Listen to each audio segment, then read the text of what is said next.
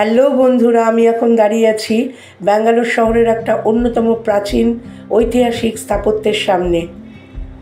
এই স্থাপত্যের নাম টিপু সুলতান সামার প্যালেস। টিপটিপ করে বৃষ্টি পড়ছে, তার মধ্যে আমি পৌঁছে গেলাম। ভীষণ সুন্দর এই জায়গাটার, খুব বিখ্যাত একটা জায়গা।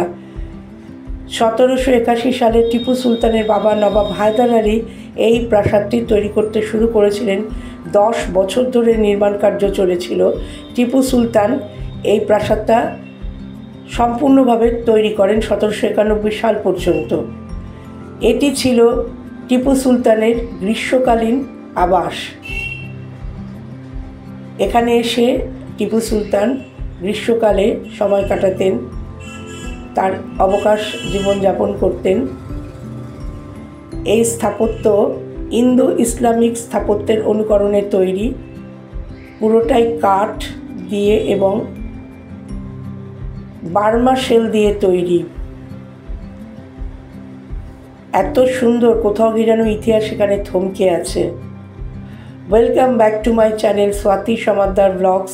তোমরা সব কেমন আছো বন্ধুরা?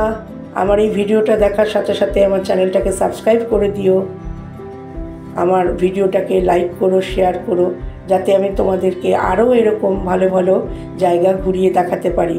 তোমরা সবসময় আমার পাশে থেকো।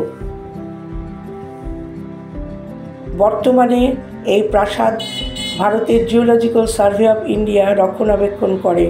1799 সালের পরে এই প্রাসাদ ব্রিটিশ রাজত্বের দখলে চলে যায়। এই প্রাসাদের একতলায় রয়েছে টিপু সুলতানের ব্যবহৃত বেশ কিছু জিনিসপত্র, যেখানে ভিডিও করা যায় না, আমি শুধু তোমাদেরকে বললাম।